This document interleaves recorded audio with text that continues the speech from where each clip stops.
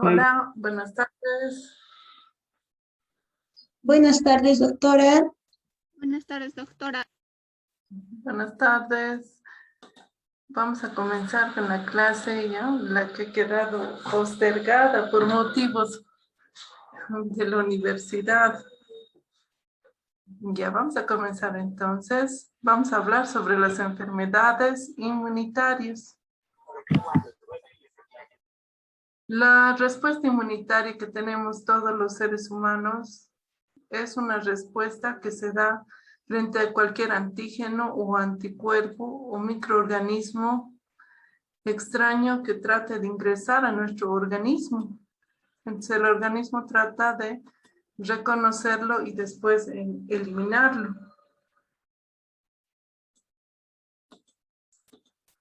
La inmunidad puede ser de dos tipos, la innata y la adaptativa.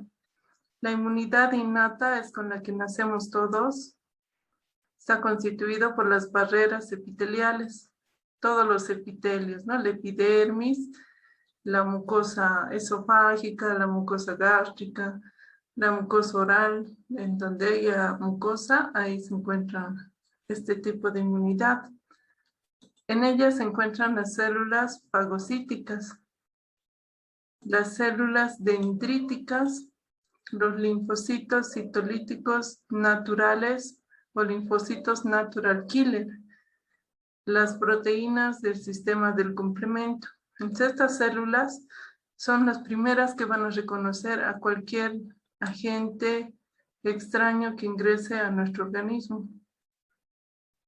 La inmunidad adaptativa está formada por los linfocitos y sus productos, como son los anticuerpos. La inmunidad adaptativa es la que se produce una vez que ha ingresado al organismo cualquier antígeno. Si el cuerpo ya lo reconoce, eso se llama, ¿no? Inmunidad adaptativa. Puede ser de dos tipos, la humoral y la celular. La humoral es la que actúa frente a microorganismos extracelulares y la celular es la que se presenta frente a microorganismos intracelulares. La mayoría de estos son los virus. Aquí tenemos la inmunidad innata. Cualquier microbio o antígeno que ingrese siempre va a entrar en contacto con los epitelios de la mucosa o de la epidermis, también puede ser. Ahí se encuentran los macrófagos, proteínas del complemento y las células natural killer. Son las primeras que reconocen nuestra agente. La inmunidad adaptativa es la que después de que ha entrado en contacto ya se forma, ¿no? Se presenta, aquí dice, después de los 12 días, ¿no? Está constituida por los linfocitos B y los linfocitos T. Los linfocitos B, una vez que han presentado estas células al antígeno, van a formar los anticuerpos. Y los linfocitos T también, una vez que entran que presentan al antígeno estas células, entonces estos van a liberar citocinas y van a llamar más linfocitos T. Y estos van a tener sistemas para activar mayor cantidad de macrófagos para eliminar al agente, ¿no? Infeccioso. Entonces la inmunidad adaptativa puede ser de tipo humoral y la celular. La humoral va a eliminar los agentes de tipo extracelular y entre estos se encuentran los microbios, las bacterias. y los de tipo celular se encuentran la mayoría de los virus, ¿no? Eliminan los agentes que están dentro de la célula. En la tipo humoral van a formar, va a participar los linfocitos B, y los linfocitos B van a diferenciarse y van a formar los anticuerpos. Los anticuerpos van a ser reconocidos por los macrófagos y por un proceso de fagocitosis se va a eliminar, ¿no?, el agente bacteriano. La inmunidad celular está mediado por los linfocitos T, por microorganismos intracelulares, va a activar mayor cantidad va a liberar citocinas, donde van a llamar a mayor cantidad de linfocitos, que tienen receptores de mayor cantidad de citocinas también, ¿no? Y también receptores para los macrófagos, con lo cual van a producir, ¿no?, la fagocitosis del agente intracelular. Los componentes del sistema inmunitario, entonces, como hemos visto, son los linfocitos T, los linfocitos B, las células dendríticas, los macrófagos, los linfocitos citolíticos naturales o natural killer. Esos son los principales componentes, ¿no?, que van a participar en la respuesta inmunitaria. Los linfocitos T se forman a partir del timo, ya desde cuando se está formando, ¿no?, el embrión y el feto. Constituyen el 60 al 70% de las células que circulan en la sangre. Los linfocitos T siempre van a tener estos componentes en su pared. Este es un linfocito T y en su pared es bicapa lipídica y tienen estos peptidoglicanos que están unidos por puentes de disulfuro. Para todos los linfocitos siempre van a estar estos 6 que constituyen, ¿no?, el CD3, la cadena alfa y beta, y esto puede variar, ¿no?, pero generalmente estos siempre permanecen. Y a su lado hay unos receptores que son el CD4, el CD28, dependiendo del antígeno. Entonces, esto es lo que se mantiene. Y lo que puede variar son estos, el CD28 o el CD4, puede ser CD10, puede ser CD20, dependiendo del tipo de antígeno que tenga que reconocer el linfocito. Esta es la célula presentadora del antígeno. Acá está el antígeno. Esta célula presentadora también tiene una cadena alfa y beta para presentar, ¿no?, al antígeno, al linfocito T. Y también tiene otros tipos de receptores que tienen que complementarse con el linfocito. En este caso CD60 y CD86. Entonces va variando, ¿no? Pero los que permanecen en todas las células son estos, ¿no? Estas son las bases y estos pueden variar dependiendo del antígeno.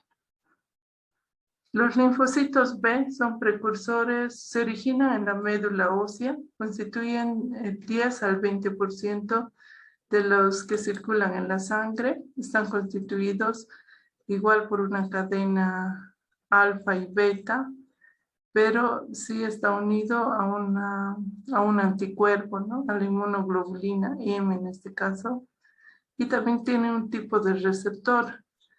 En este caso sería el CD21, que se une a una proteína del sistema del complemento, que ya hemos dicho que puede ser una célula presentadora de antígeno. Entonces, esta, además de presentar al anticuerpo, presenta este receptor para que se reconozca, ¿no?, en el linfocito B. Esta es la estructura tridimensional del linfocito. Las células dendríticas son células presentadoras de antígeno. Se encuentran en su forma inmadura en la piel y se denominan células de Langerhans. Esta es la epidermis. Nosotros en una coloración de rutina de hematoxilina y eosina no podemos observar, se tiene que ser una coloración de inmunohistoquímica donde podemos marcar, ¿no? De un color azul en este caso, o de un color rojo. Se marcan las células dendríticas que tienen estas prolongaciones, ¿no? En su citoplasma. Entonces, en la epidermis se encuentran las células dendríticas. Una vez que ingresa el antígeno, la célula dendrítica va a migrar al primer foco linfático o acúmulo linfático. Estos linfáticos se encuentran por debajo de la mucosa, en todas las mucosas de nuestro organismo. Entonces, al más cercano va a migrar y va a ingresar y va a presentar al linfocito T, ¿no? Al antígeno para que lo reconozca.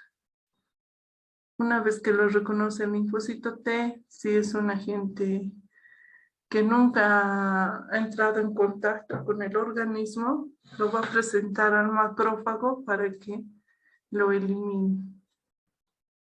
Los macrófagos también actúan como células presentadoras de antígeno, ya que eliminan los microorganismos intracelulares. Los linfocitos citolíticos naturales o natural killer corresponden al 10 al 15% de los que circulan en el torrente sanguíneo. Contienen gránulos azurófilos. Actúan con dos moléculas de superficie celular, que son la CD16 y la CD56. Entonces, para el reconocimiento de antígeno requieren, ¿no?, estas moléculas. Secretan citocinas que activan macrófagos para que destruyan microorganismos digeridos. Su actividad está regulada por las interleuquinas 2, la 15 y la interleuquina 12. Acá tenemos una célula natural killer que tiene su receptor para activar y su receptor para inhibir la respuesta, ¿no? Entonces tiene un equilibrio, porque si no tuviera este inhibidor, que aquí tienen su compuesto, ¿no?, molecular, entonces esta célula podría destruir incluso las propias células del organismo o podría desencadenar una respuesta de destrucción sin parar, ¿no? Entonces esto es lo que va regulando al final para que destruyan, ¿no?, al agente extraño. Las respuestas inmunitarias están determinadas por los tejidos del sistema inmunitario, que se divide en los órganos linfáticos generadores, que ya hemos dicho, del timo para los linfocitos T y la médula ósea para los linfocitos B. Esos son los principales, ¿no?, los que generan.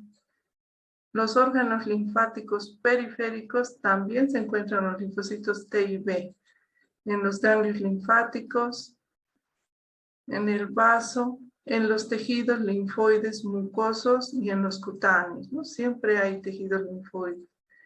Los linfocitos ya circulan entre los tejidos y localizaciones particulares.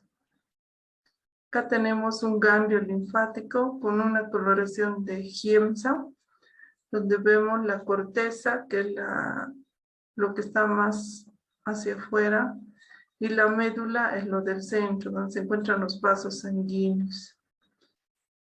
A su vez, cada ganglio linfático tiene un folículo. Este es un folículo linfoide, que tiene un centro que es más claro, que es el centro germinal. A mayor aumento con la coloración de hematoxilina y eosina, podemos ver un folículo linfoide que tiene su centro germinal y una periferia que es la corteza o paracorteza folicular, que es una coloración más azulada, ¿no? En esta parte central se encuentran los linfocitos B, estos de un tono más claro, y en la periferia son los linfocitos T, de menor tamaño. Cuando queremos hacer un estudio de inmunistoquímica también se puede poner, ¿no?, colorantes. En este caso, de una coloración verde están los linfocitos T y en la región central los linfocitos B. Las moléculas del complejo mayor de histocompatibilidad son moléculas que se encuentran sobre varias células, especialmente las que hemos dicho, ¿no?, que se encuentran en la inmunidad innata, ¿no?, en los macrófagos, en las células dendríticas, linfocitos natural killer, en las proteínas del complemento. Ahí se encuentran estas moléculas que están codificadas por genes en el cromosoma 6. Su principal función es que presentan los antígenos a los linfocitos T.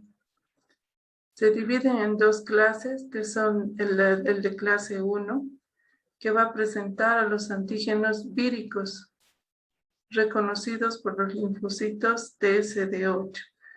Las de clase 2 presentan antígenos extracelulares interiorizados en vesículas de microorganismos extracelulares. El de clase 1 va a presentar a los antígenos intracelulares, la mayoría son víricos porque los virus necesitan la cadena de ARN, ¿no?, de ADN de la célula para replicarse. Y la de clase 2 para microorganismos extracelulares, las bacterias. Aquí tenemos un ejemplo de un microorganismo intracelular que se ha acoplado a la cadena del ADN. Entonces está presentando, ¿no?, al antígeno intracelular, al linfocito T. Y el linfocito ya hemos dicho, ¿no?, que tienen sus moléculas, sus cadenas de alfa y beta. Esto no varía, pero sí ya varía, ¿no?, para reconocer este antígeno, esta molécula que es CD8. Entonces, este complejo mayor de histocompatibilidad de clase 1 tiene igual una cadena alfa y una cadena beta que no varía. Y que este va a presentar este antígeno, ¿no?, que se ha formado dentro de la célula. La activación linfocítica y la respuesta inmunitaria, presentación y el reconocimiento de los antígenos. El antígeno va a seleccionar al linfocito específico y lo va a activar.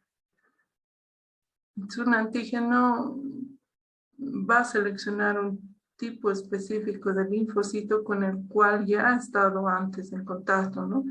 Esto ya se manifiesta desde el nacimiento. Eso es lo que llamamos la respuesta inmunitaria innata. Se activan las células presentadoras de antígeno para que expresen coestimuladores y secreten citocinas que van a estimular la proliferación y diferenciación de los linfocitos T. Estos linfocitos T también se van a diferenciar en TH1 hasta TH12, 14, dependiendo del tipo de antígeno que tengan que reconocer. La inmunidad celular es la activación de los linfocitos y la eliminación de los microorganismos intracelulares. Es una vez que se reconoce por las células dendríticas, en este caso a nivel del epidermis, el antígeno se va a presentar al primer foco linfático, ¿no?, acúmulo o tejido linfático submucoso o subepidérmico. Ingresa a la célula dendrítica y va a presentarlo al linfocito T. Si es un antígeno que nunca ha entrado en contacto con el microorganismo, va a entrar en contacto con el linfocito T virgen, que se llama, ¿no?, el linfocito T virgen, el que nunca ha entrado en contacto con este antígeno. Luego ese linfocito T virgen, una vez que ya ha reconocido ese antígeno, se va a diferenciar, ¿no?, a un linfocito de tipo efector. que va a secretar interleuquinas y citocinas, ¿no? Estas son las citocinas para llamar más linfocitos. Este linfocito efector, después de la respuesta inmunitaria, se va a diferenciar a un linfocito de memoria. Que este linfocito de memoria va a circular por el torrente sanguíneo durante meses, ¿no? 3, 6 meses, que le sirve de memoria al organismo, ¿no? Cuando vuelve a ingresar este antígeno, entonces ya lo reconoce, ¿no? Y desencadena la respuesta. Puede ser una respuesta inflamatoria, secretando mayor cantidad de citocinas y desencadenando el proceso inflamatorio, o activando mayor cantidad de linfocitos para presentar a un macrófago para la destrucción de los microorganismos ingeridos, ¿no? De las células infectadas. La inmunidad humoral, ya hemos dicho que está mediada por los linfocitos B y la formación de anticuerpos y la eliminación principalmente de microorganismos extracelulares. Igual que en el linfocito B, también hay un linfocito B virgen que nunca ha entrado en contacto, ¿no? Con un antígeno, si es la primera vez. Entonces, por un receptor, se puede luego de entrar en contacto con el microorganismo, se diferencia a un linfocito cooperador. O puede llamar, ¿no?, a mayor cantidad de linfocitos de tipo T por mediadores de citocina. También se puede diferenciar este linfocito B en una célula que es la plasmática, que es una célula que tiene el núcleo en forma de carreta, así como la rueda de la carreta, ¿no? Acá se ven los... Y su citoplasma contiene gránulos que son los que van a formar la mayor cantidad de anticuerpos, ¿no? IgM, IgG, la IgE también. También el linfocito se va a diferenciar a un linfocito B que va a expresar directamente, ¿no?, la IgG, el anticuerpo. O a un linfocito B que va a expresar la IgD de afinidad elevada.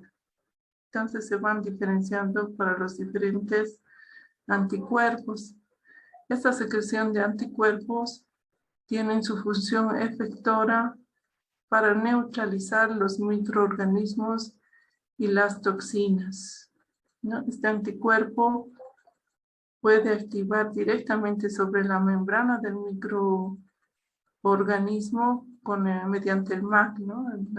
El ataque de la membrana, donde va a ir destruyendo totalmente la pared del microorganismo por la unión directa del anticuerpo. O también puede unirse el anticuerpo al microorganismo y lo presenta al fagocito, lo opsoniza. Y luego el macrófago lo va a fagocitar.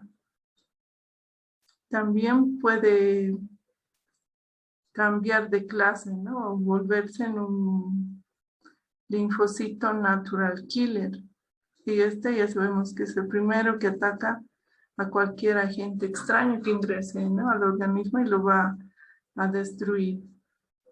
También puede activar las proteínas del complemento que produce lisis de los microorganismos, puede producir unión a un macrófago y también puede desencadenar un proceso inflamatorio, ¿no?, secundario, llamando a mayor cantidad de macrófagos para eliminar el microorganismo. La activación linfocítica y la respuesta inmunitaria. Hay un deterioro de las respuestas inmunitarias y la memoria inmunitaria. Una vez que se ha eliminado el agente extraño, entonces hay un deterioro, ¿no?, de esa respuesta y permanece la respuesta de memoria mediante los linfocitos T. Los linfocitos efectores inducidos por patógenos mueren mediante apoptosis después de la eliminación del microorganismo. Entonces, no pueden seguir circulando estos efectores, ¿no? Son los que van a llamar a más linfocitos T y van a liberar citocinas. Los linfocitos T de memoria, esos sí van a circular, ¿no? Pero estos otros se van a eliminar por apoptosis. La activación inicial va a generar los linfocitos de memoria de vida prolongada. Ahora vamos a ver los mecanismos de reacción de hipersensibilidad. ¿A qué se llama la hipersensibilidad? Una vez que un linfocito entra en contacto con un antígeno, desencadena una respuesta, como hemos visto, ¿no? Que si es un antígeno conocido como polen, pelo, no es un microorganismo, entonces el fenómeno, la respuesta inmunitaria dura una semana, ¿no? O 3 días o 24 horas. En los casos en que esa respuesta es exagerada por los linfocitos, frente a ese antígeno ya conocido, entonces es donde se llama hipersensibilidad, una respuesta exagerada inmunitaria a un tipo de antígeno. La hipersensibilidad puede ser inmediata de tipo 1, la hipersensibilidad mediada por los anticuerpos de tipo 2, la hipersensibilidad mediada por inmunocomplejos de tipo 3 y la hipersensibilidad mediada por linfocitos T de tipo 4. Esta hipersensibilidad de tipo 1 inmediata se produce en pocos minutos, después de la combinación del antígeno con el anticuerpo, unido a los mastocitos en pacientes ya sensibilizados, lo que le llamamos la alergia. Y en aquí van a proliferar los anticuerpos de tipo IgE. Son activados por los componentes, las proteínas del complemento, la C5a, la C3a, las quimiosinas, la interleuquina 8. También algunos medicamentos como la codeína, la morfina, la adenosina y la metilina pueden desencadenar los procesos alérgicos.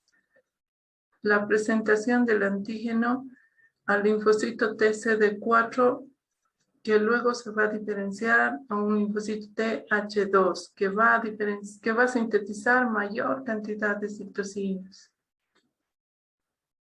Entonces, en la alergia, en la primera hora hay una respuesta inmediata, ¿no? Dependiendo del alergeno. Y también eso tiene un factor genético hereditario, ¿no? Si en la familia hay antecedentes de asma o de alergias, entonces una respuesta inmediata va a tener, ¿no?, el paciente. También puede haber una respuesta tardía, que puede ser hasta 24 horas después o 48 horas después. Nosotros si hacemos una biopsia, vamos a ver qué tiene, ¿no? En la liberación de células de los mastocitos, de las células plasmáticas.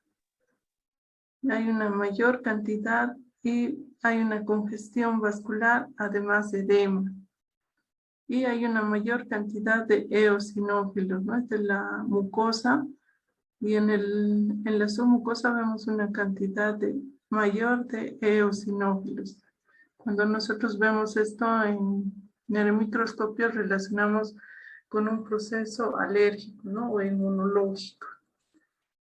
En estos pacientes, dependiendo del tipo de antígeno que se han expuesto, puede producir hasta un edema de glotis y el paciente puede fallecer, ¿no?, porque no ingresa aire por las vías respiratorias.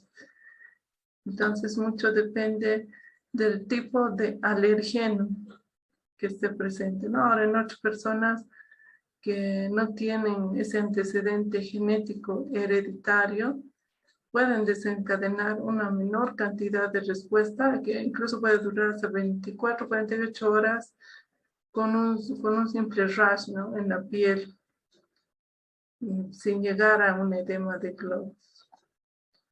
Esta hipersensibilidad mediada por anticuerpos o de tipo 2 son los anticuerpos que van a reaccionar frente a un antígeno en la superficie celular o la matriz extracelular. Acá tenemos la opsonización o fagocitosis, ¿no? Esta es la célula con proteínas del complemento y el anticuerpo, ¿no? Que lo está presentando al macrófago y ese va a producir la fagocitosis. El complemento y el receptor, que es mediador de la inflamación también, ¿no? El macrófago va a activar las proteínas del complemento, va a liberar los neutrófilos y va a desencadenar un proceso inflamatorio. Esto está tratando de explicar qué pasa, ¿no? Cuando ingresa un anticuerpo, cuando la hipersensibilidad está relacionada con los anticuerpos que pueden desencadenar de alguna forma procesos inflamatorios, ¿no? Que no son normales en estos pacientes. También pueden formar anticuerpos que producen una disfunción celular. Por ejemplo, es una hormona tiroidea que tiene su receptor para la hormona tiroidea estimulante. Entonces, el anticuerpo en estos pacientitos se forma en gran cantidad y se va a unir al receptor de la célula. Entonces va a aumentar la secreción de las hormonas tiroideas.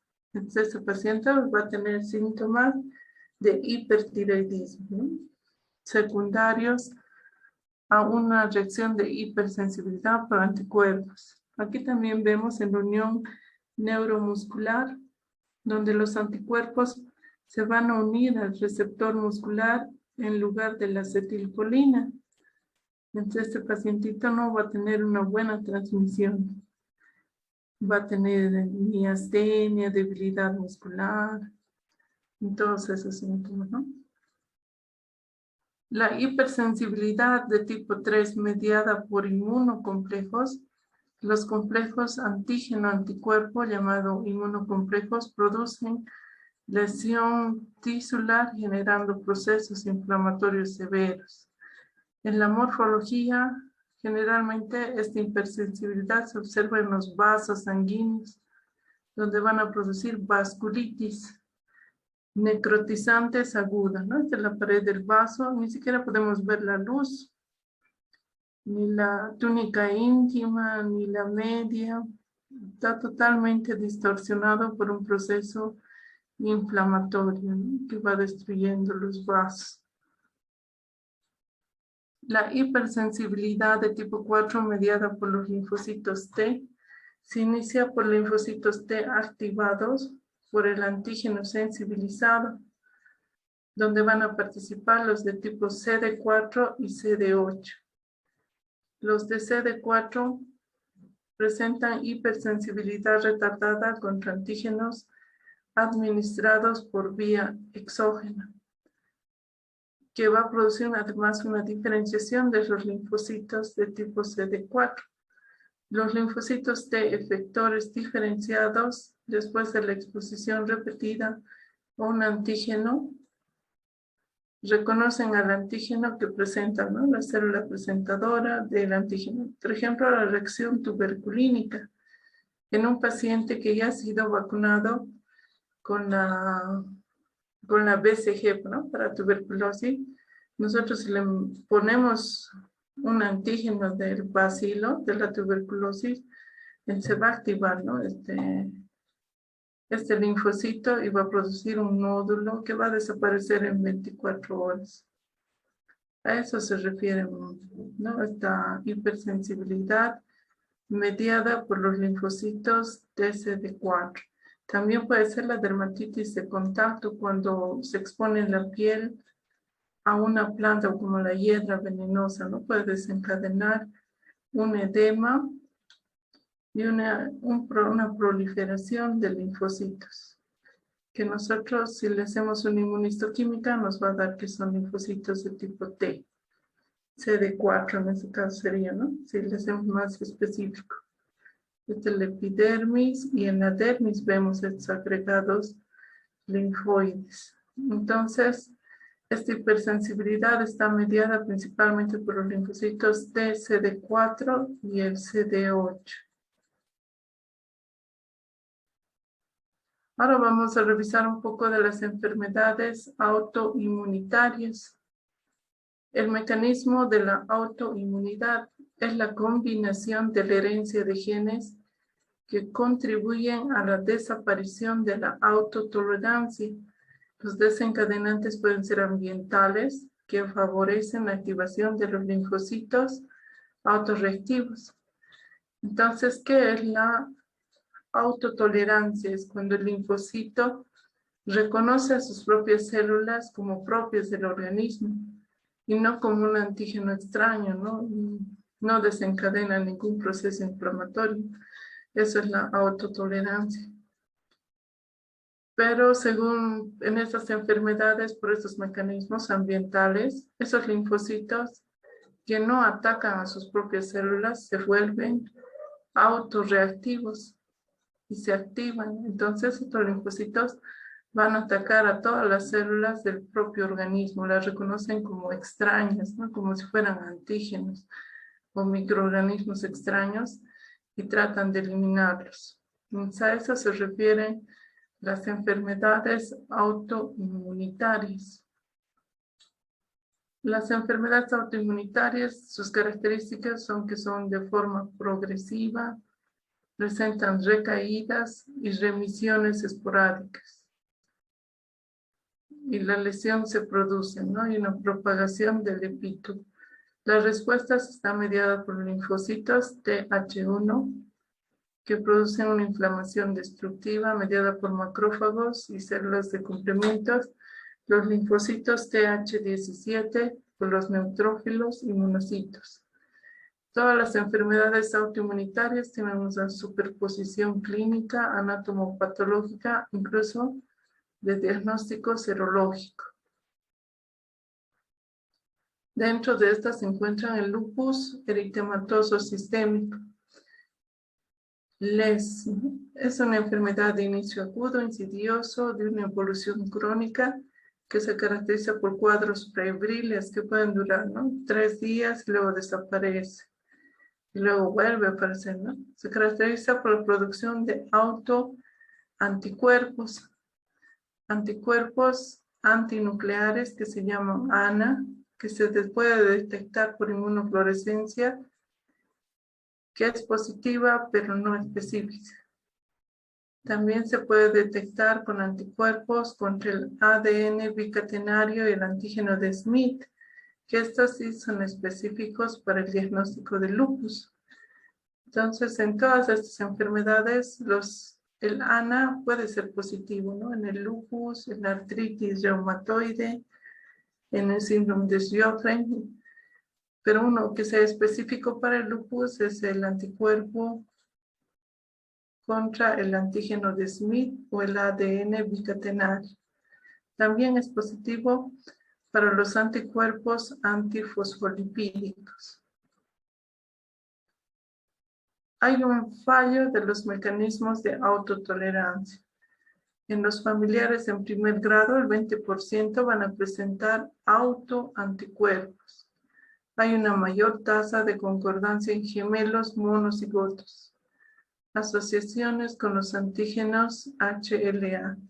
También se ven en los pacientes deficiencias de los complementos de las proteínas, ¿no? De CD4, C4 o C1Q.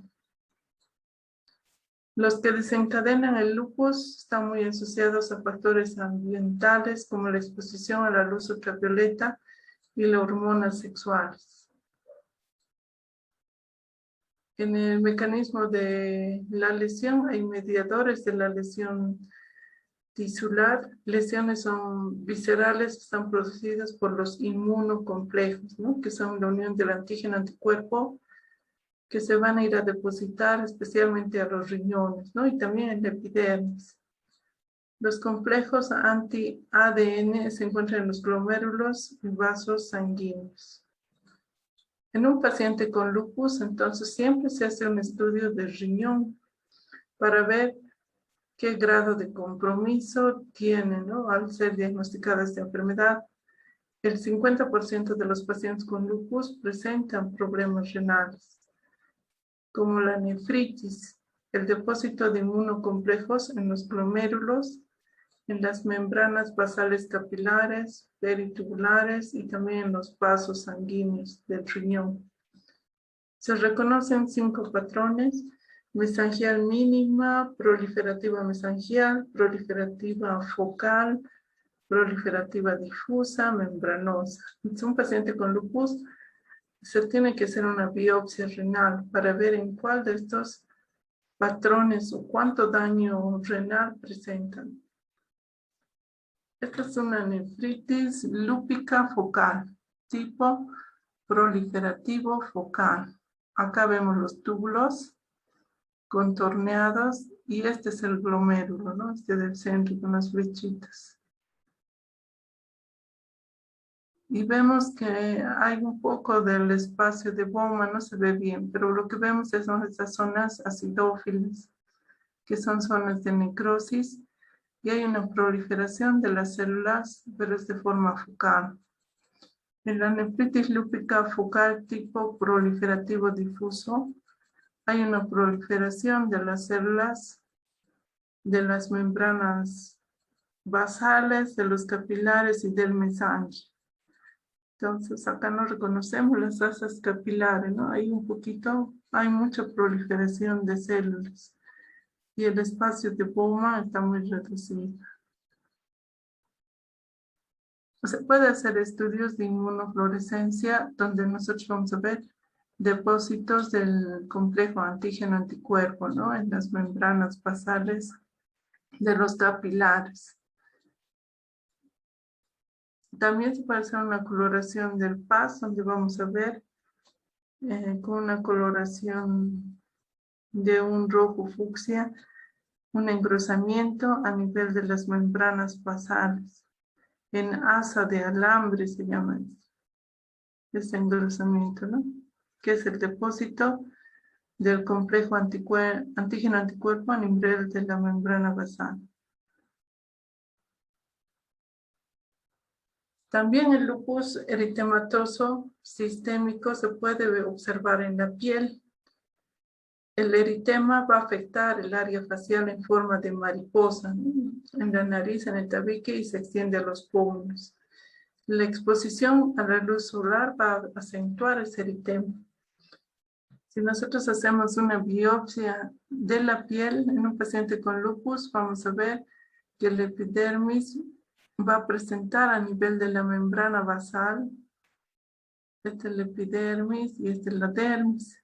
Va a haber una liquefacción de la membrana basal, no podemos distinguir las células basales, ¿no? Está todo desordenado.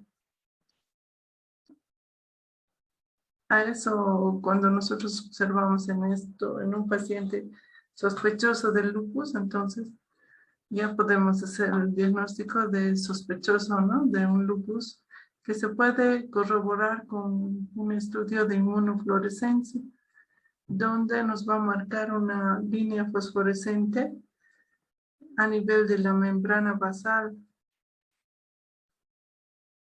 Este es el epidermis y este es la dermis, ¿no? Y hay un depósito lineal, ya nos está diciendo que el antígeno anticuerpo está depositado en la membrana basal.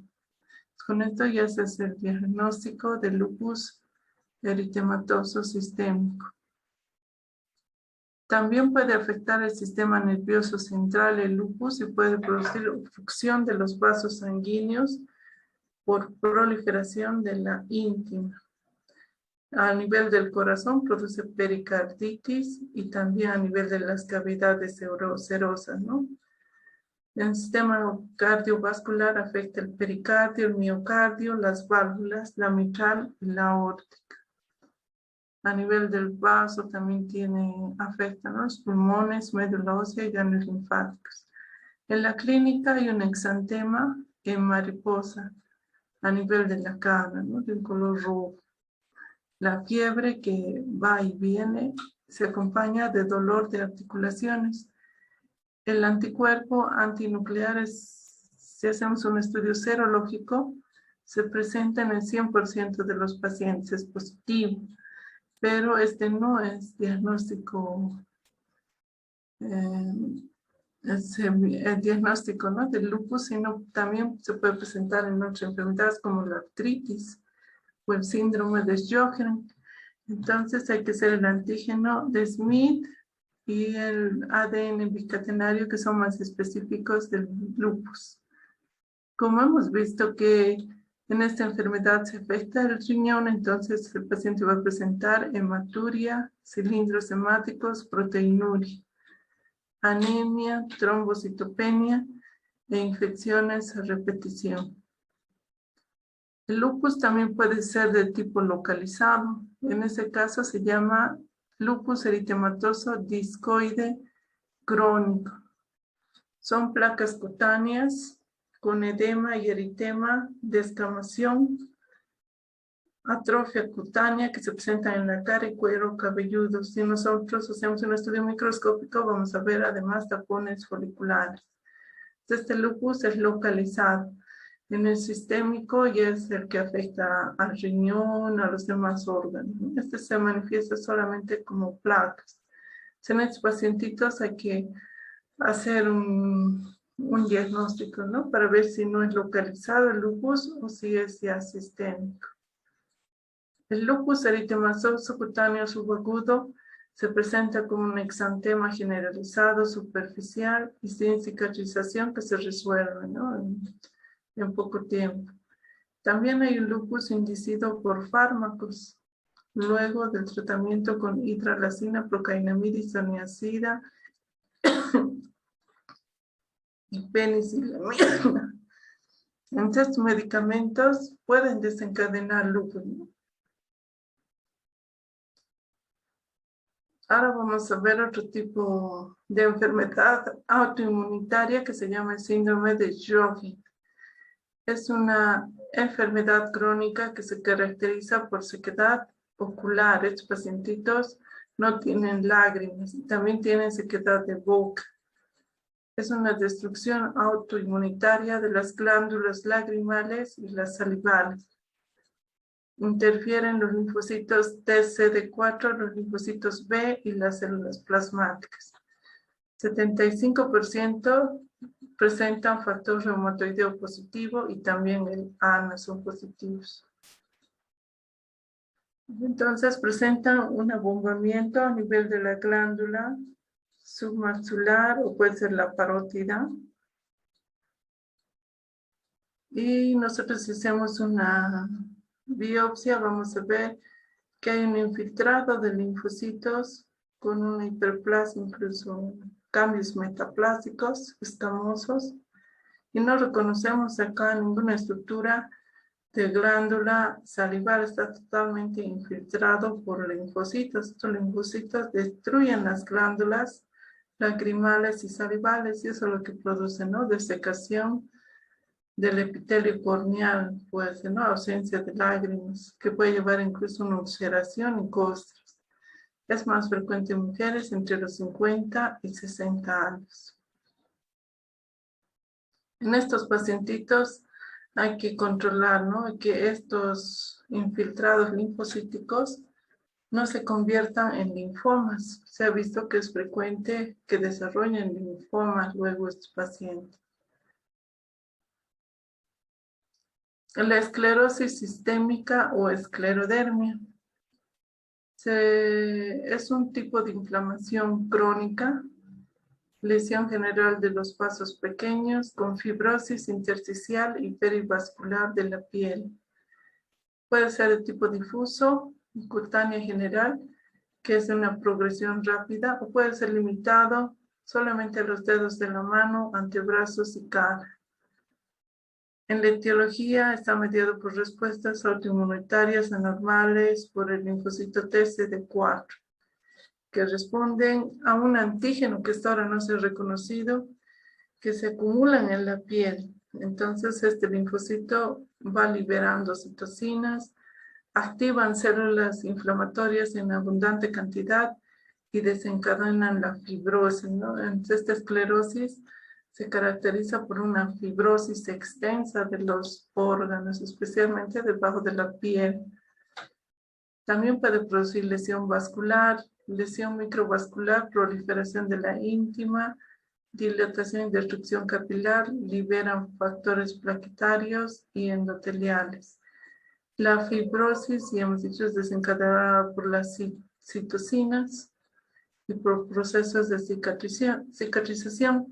En la piel vamos a ver una piel atrófica que va a comenzar en los dedos de las manos, con edema, infiltrados perivasculares, degeneración de fibras colágenas, engrosamiento de las láminas basales de los capilares y arteriolas y fibrosis de toda la dermis.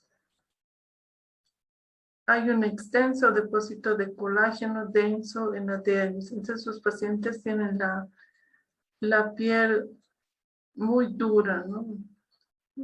Que produce incluso contracciones de los dedos, ¿no? Tienen una piel tensa. Si nosotros hacemos la biopsia, vamos a ver que hay una intensa fibrosis a nivel de la dermis con zonas de colagenización. Los anexos que deberían estar más abajo empiezan a subir, ¿no? Y la fibrosis llega incluso al tejido subcutáneo. Cuando esa esclerosis se vuelve sistémica, igual puede haber una esclerosis focal o localizada, ¿no? Entonces hay que descartar que no sea sistémica.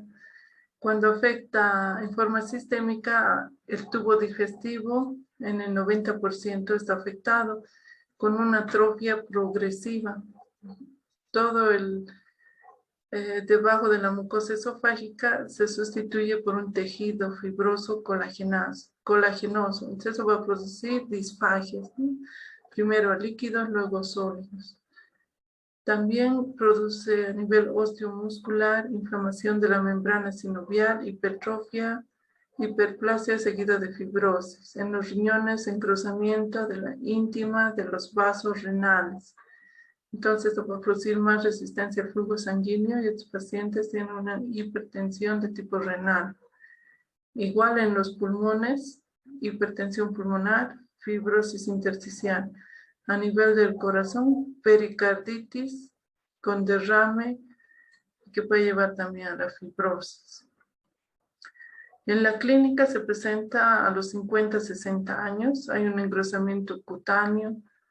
El fenómeno de Raynaud es una constricción, ¿no?, de los vasos arteriales, disfagia, obstrucción intestinal, anemias, pérdidas de peso, mala absorción, hipertensión maligna, insuficiencia renal, síndrome de Crest. Entonces, esta es una enfermedad progresiva que no tiene cura, ¿no? Va comenzando en los dedos de la mano, puede llegar incluso al esófago, puede fibrosarse los músculos de la respiración y los pacientitos pueden fallecer por un paro respiratorio, ¿no? Porque no se activan los músculos respiratorios, todo está totalmente fibrosado. También hay otras enfermedades autoinmunitarias como las miopatías inflamatorias, enfermedad mixta del tejido conjuntivo, las poliarteritis nodosas y las vasculitis. Cada una tiene sus divisiones, ¿no? Ahora solo las vamos a mencionar. No son tan frecuentes estas enfermedades, pero dentro de las poco frecuentes son las más conocidas. Ahora vamos a revisar un poco del síndrome de inmunodeficiencias. Las inmunodeficiencias pueden ser primarias o secundarias. Las primarias son muy poco frecuentes estas enfermedades, pero existen. Por ejemplo, la agamaglobulinemia ligada al cromosoma X. es la más frecuente dentro de los poco frecuentes. Se debe a una ausencia de maduración de los precursores de los linfocitos B, en linfocitos maduros, por una mutación de la tirosina sinasa asociada a este receptor G de los linfocitos pre-B y linfocitos B maduros. Afecta más a los varones. Se hace evidente a los 6 meses porque los pacientitos presentan infecciones bacterianas recurrentes, ¿no? Porque no están circulando linfocitos B maduros. Se observan formas muy inmaduras, los linfoblastos están circulando. Hay una disminución de los linfocitos B y como ya hemos visto que los linfocitos B se especializan en células plasmáticas, las cuales van a secretar los anticuerpos o inmunoglobulinas. Entonces, los centros germinativos en apéndice y amígdalas están muy poco desarrollados. Hay ausencia de células plasmáticas. Las reacciones son mediadas por los linfocitos T normales. El 35% están asociados a artritis reumatoidea y dermatomiositis, ¿no? Otras dos enfermedades. El tratamiento tiene tratamiento sustitutivo con inmunoglobulinas de por vida, ¿no? Desde que nace el pacientito tienen que tomar inmunoglobulinas o hacerse, ¿no? Inyectarse sería, ¿no? Un tratamiento con las inmunoglobulinas, que es un tratamiento muy caro. Las inmunodeficiencias secundarias, dentro de las más frecuentes tenemos el síndrome de inmunodeficiencia adquirida o SIDA. En su epidemiología sabemos que es producida por el retrovirus VIH, produce una inmunodepresión que da lugar a infecciones oportunistas. También está asociado a neoplasias y manifestaciones serológicas. En el 2006 en todo el mundo se han detectado 60 millones de personas infectadas, de las cuales 20 millones ya han muerto. Los grupos de riesgo son los hombres homosexuales o bisexuales que no usan, ¿no?, medios de protección, pacientes que consumen drogas por vía intravenosa como la heroína, ¿no?, comparten las jeringuillas. Los pacientes hemofílicos que siempre requieren transfusiones y no hacen un adecuado estudio del paquete vascular y que puede tener, ¿no?, SIDA. Igual los receptores de sangre, y también se ha visto que ha habido un aumento en heterosexuales, ¿no? La vía de transmisión es sexual, puede ser por vía sanguínea o a través de las mucosas. La inoculación parental a través de la madre, ¿no?, que infecta al recién nacido por las 3 vías, a través de la placenta, durante el parto y durante la lactancia, ¿no?, por la leche materna. Entonces, el virus pertenece al género lentivirus, se presenta en sus 2 formas, VIH1 y VIH2. En Sudamérica, predomina, ¿no?, el tipo 1, en África el tipo 2. En su estructura tiene un núcleo donde se encuentra la cadena de ARN que está unida a la proteasa, a la integrasa, enzimas y la transcriptasa reversa que utiliza para ingresar a la célula. También tiene una cápside, el núcleo que está unido a la proteína P24. Y esta es la que reconoce, ¿no?, en un estudio serológico. Mediante esta se detecta, ¿no?, el P24 en un estudio serológico. También su capa más externa tiene los receptores GP120, GP41 y una matriz que rodea el núcleo gelatinosa, donde se encuentra la P17. Estas le sirven de anclaje cuando infecta al linfocito T. La infección de las células por el VIH utiliza al linfocito T el de tipo CD4. Como ya hemos visto, este participa muy activamente en la respuesta inmunitaria. Entonces, el primero que va a atacar, ¿no?, este virus a nivel de receptores, también de quimiosinas, también afecta a los monocitos, a los macrófagos y células dendríticas que se encuentran, ¿no?, en la epidermis y en las mucosas. A través de la proteína GP120, el virus T trópicos van a infectar a los linfocitos T. Entonces acá tenemos los linfocitos T, el virus que tiene, ¿no?, el GP120 y el GP41. Se va a unir al CD4, ¿no?, el linfocito tipo CD4, y va a hacer un cambio conformacional que va a formar, ¿no?, este CCR5, ¿no?, en lo último que se está estudiando. Ese cambio conformacional va a hacer que el virus se adhiera, su parte hidrófoba se una a la membrana de la célula del linfocito T, y de esa forma va a liberar su cadena de ARN. También va a hacer que se una, ¿no?, por el GP41. Una vez que ha ingresado el material del ARN del virus, este puede estar durante mucho tiempo en el citoplasma y no desarrollar la enfermedad, ¿no? Es por eso que algunos pacientes viven con la enfermedad, pero todavía no se han presentado los síntomas durante mucho tiempo, 10 años. Luego, una enzima, la transcriptasa inversa, va a hacer que esta lo va a transformar, ¿no?, el ARN en ADN, y lo va a complementar con el del linfocito T. Entonces ahí van a formar nuevas cadenas de ARN, pero que están infectadas, que luego se van a ensamblar y se van a eliminar de la célula para ir a infectar otro linfocito T CD4. Se utiliza al núcleo como una máquina replicadora de su información genética, ¿no?, del virus.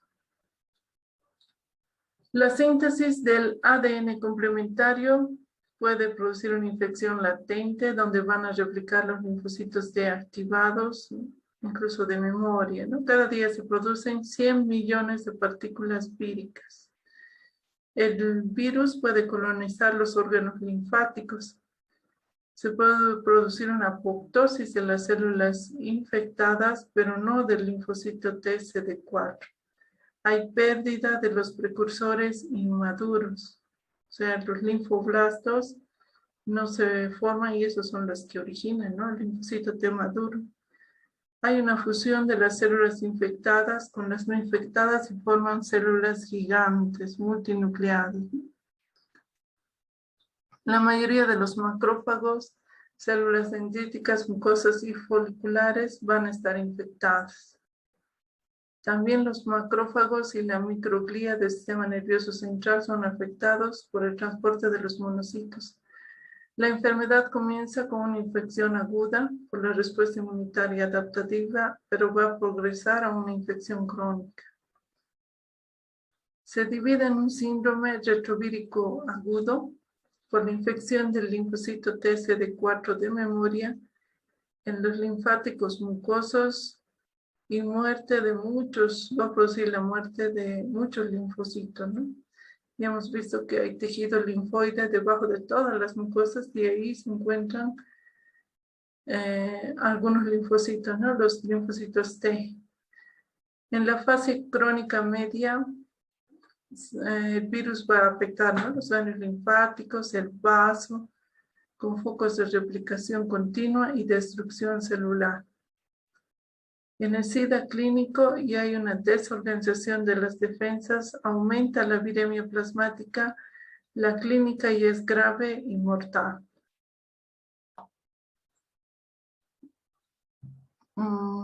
Aquí está activando, ¿no? Se une al linfocito T de tipo CD4, que La célula dendrítica también la va a presentar al ganglio linfático como un organismo extraño, y en el ganglio linfático se va a desencadenar la viremia, ¿no?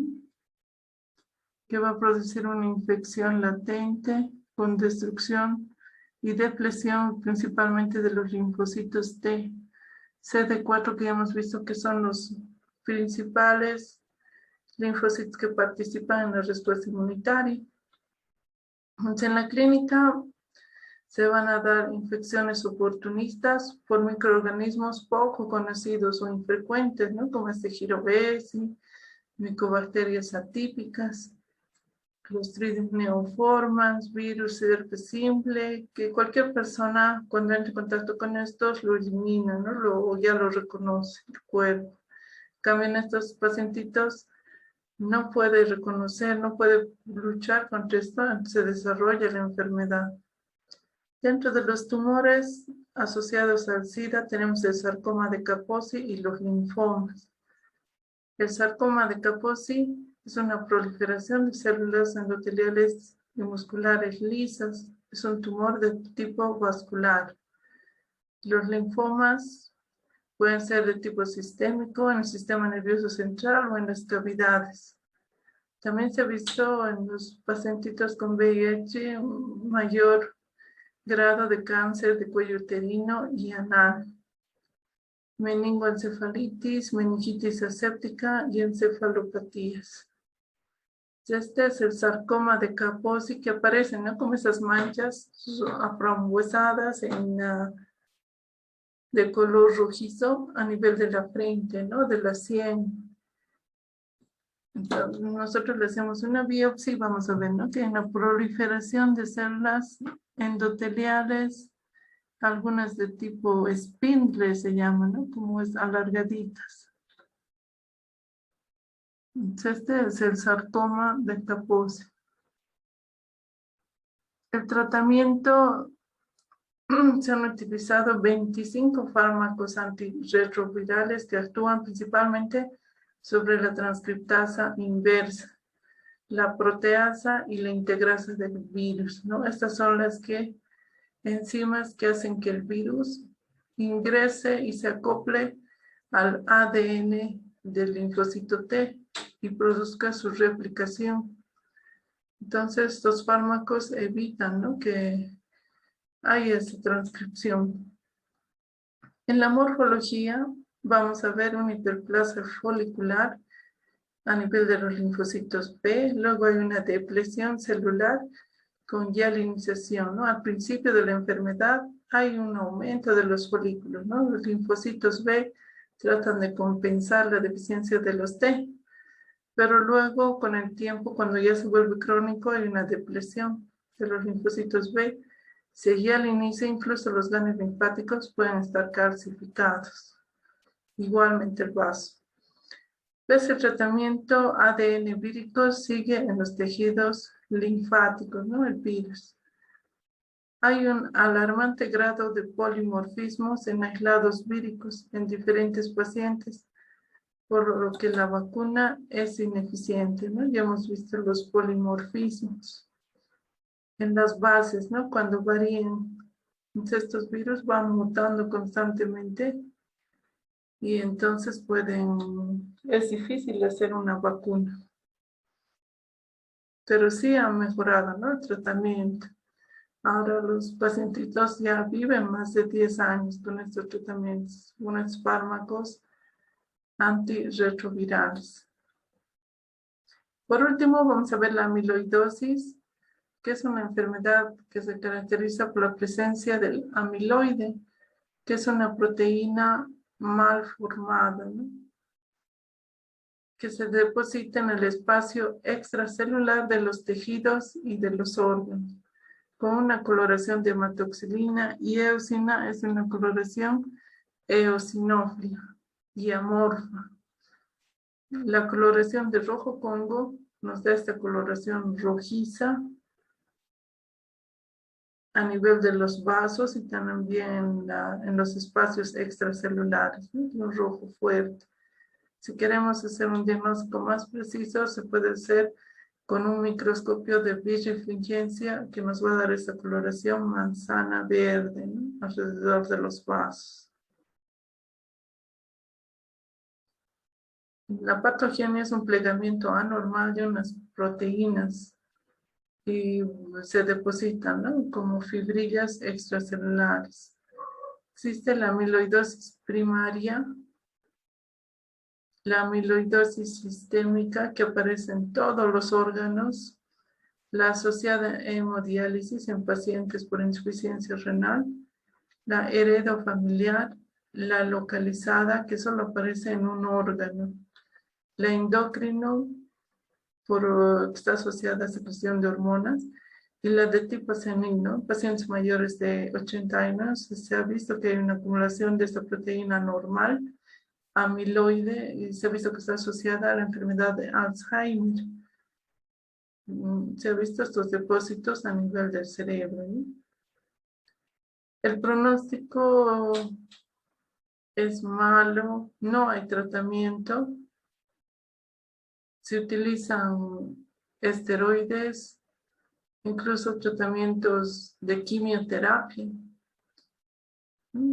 que la supervivencia ha aumentado, ¿no? Hasta los 2 años, ha aumentado hasta los 10 a 15 años. 5 a 10 años está. Afecta también los riñones, ¿no? Aquí podemos ver un glomérulo y hay un depósito de este material rojizo en la pared de los vasos. A eso llamamos nosotros amiloide, ¿no? Si quieren ver más información acerca de esta enfermedad, pueden ingresar, ¿no?, a internet con esta página donde van a ver, ¿no?, más características de esta enfermedad que es muy rara, pero se ha visto que está en aumento en pacientes seniles especialmente, ¿no? Y está muy asociado a la enfermedad de Alzheimer. Bueno, con eso habríamos terminado. ¿Tienen alguna preguntita?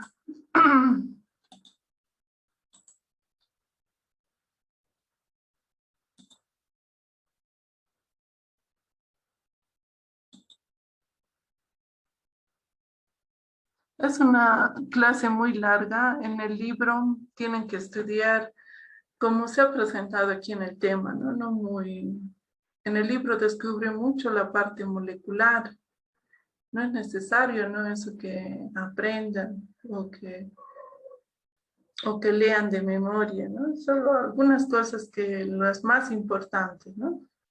También en este tema he descartado algunas enfermedades, ¿no?, que no son frecuentes, muy infrecuentes, no las he descrito, ¿no? La mayoría, dentro de las poco frecuentes, las más conocidas se han descrito en el tema, y eso es lo que tienen que estudiar, ¿no?